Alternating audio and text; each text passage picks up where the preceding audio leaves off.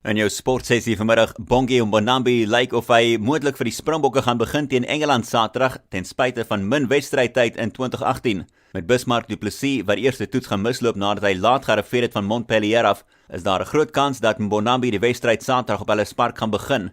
Chili Boy Ralapelle en Akker van der Merwe was die twee hakkers wat die afgelope naweek in Washington was vir die 22-20 nederlaag teen Wallis.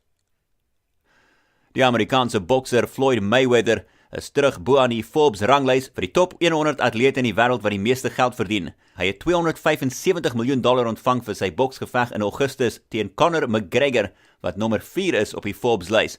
Cristiano Ronaldo was bo aan die lys gewees vir die afgelope 2 jaar, maar hy sak af na derde toe, met Lionel Messi in die tweede plek nadat hy 'n nuwe kontrak geteken het. En by die Franse Ope vandag is die Amerikaanse 13de gekeerde Madison Keys wat vir Yulia Putintseva van Kazakhstan geklop het met 7-6 en 6-4 in die dames kwart eindronde.